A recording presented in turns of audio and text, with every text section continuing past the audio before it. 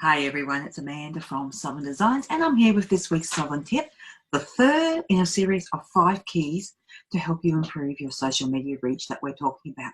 So far we have covered key number 1 was consistency and how consistency is important to help you build your following. We've also covered last week, we covered how to stand out from the crowd. So this week, the next logical step is how do I plan ahead for social? So to do this, there are a few techniques I'm going to run you through. But first of all, I'm going to sort of answer a couple of questions that I often hear. And a couple of things that I often hear are, I don't have time to do social media, so why would I bother? And another one I often hear is, it's so time consuming. I just can't. I just can't do it. Another common thing is, I don't know what to post. So by planning ahead, you can actually overcome all of these fears. So number 1, the 2 in relation to time. So planning ahead, you will actually allow yourself to create a content schedule. Sorry, I'm a little tongue-tied there. Content schedule.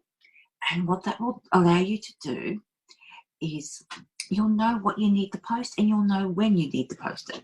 So by planning ahead that much, you've got it all covered. And it does take, I usually do mine. I'll show you. I've actually just done mine for this month, for November. So this is what I do. I write it all out for a month on a piece of paper as to what I'm doing and where I'm sending it. So that I know it's all planned and I know what I'm doing and when I'm doing it. I also have, that's a big tip for you, is to print out a calendar and write on it, physically write on it, where you want to post and what kind of content you want to post. And that's going to help you then generate your content to go on the posts. So that answers part 2. What do I post? To a degree. There are things, and it's very, in terms of the what do I post, it's very individual. It depends on your business, depends on your industry. It comes down to making sure that you understand your audience, understand your clients, know what they're looking for. So when you, so for example, for me, being in social media and all the digital stuff that I do, for me to actually post stuff about swimming, for example, wouldn't be relevant unless there was like a goal-setting thing that helped make it tie together. So that's the other thing to consider, is what content is relevant to the industry you're in, because it's just different for everybody. So consider that. Now, once you've got that content considered, what you can do then is you then take your calendar and you mark onto your calendar what content and when. So this is planning out the whole content for a month. It doesn't stay there though. What you then do is you spend 1, maybe 2 days tops. The first couple of times is going to be harder until you get into a system, and then you can using things like Facebook Creator Tool or Creator Studio or any of the myriad of scheduling apps that are out there. Like there's Hootsuite, Buffer, TinyTorch, SynthShare. There's any number of scheduling software options available to you to schedule to the various platforms. Most of them will do multiple platforms at once for you, and others are very specific to a platform like Creator Studio, which is specific to Facebook business pages and Instagram. So what you need to do then is you spend 1, maybe 2 days at the beginning of the month and you schedule out all of your content. So that is actually going to save you a load of time throughout the month, because you're not going to be stressing each day over what to post or when to post it or how often you have to post it. It's already done.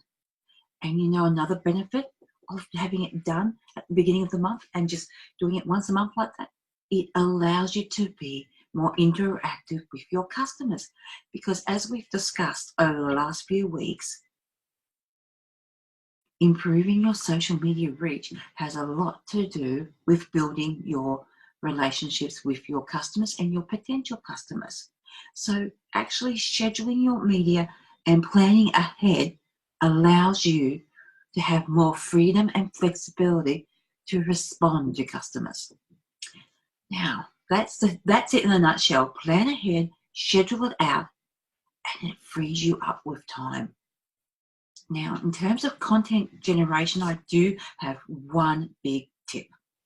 If you have one piece of content, say like a video like I've done today for you, you can repurpose that video many, many times to create multiple pieces of content. So you only have to do something maybe once and you can actually reuse it. So take this video, for example, between now and next week, because I do these videos once a week, as you know, I will have transcribed the video, which then gets turned into a blog, which also gets added to my nurture email sequence. It gets added to my Instagram TV, my YouTube account, my LinkedIn account. Where else do I put it? These are the ones that I can think of off the top of my head. If I have a particularly good quote in there, I make quote cards. If I've got a system in there, I can make an infographic. So just off the top of my head, without having to put too much solid thought into it, that's 8 different ways I can repurpose this one video. So imagine that in your calendar situation. That's 8 pieces of content done for you. From having to do one, it's done for you.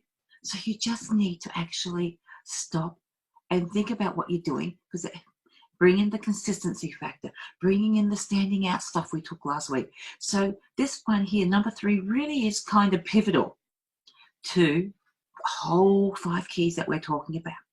So that's basically, it's probably plan ahead and repurpose your content. And if you do get stuck for content creation ideas, have a look at what your competitors is doing and then make it your own. Make it look like you, make it feel like you, because you have to do things in your way. So that's my advice for you, is just be yourself. Be what's right for you and your business and your brand. Plan ahead, schedule it all out. You'll free up time and you can interact with your customers more. So that's this week's Southern tip done for you. And as always, let me know in the comments any questions you have. If you do want to have a chat with me to see how I can help you with that, just message me, put a comment in, and I'll hook up a time with you. So what else can I say to you? Oh yeah, last week you might remember I did challenge you to put into place some of the tools and techniques for standing out. I want to know, how did you get on? Tell me in the comments below, how did you get on with those tools and techniques from last week? I want to see how we can all share each other's and build this community of creating knowledge to help each other.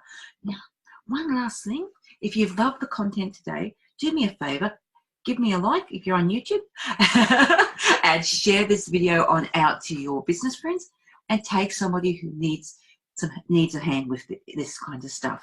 That's me for now, and I will see you next week for another Southern tip. Bye for now.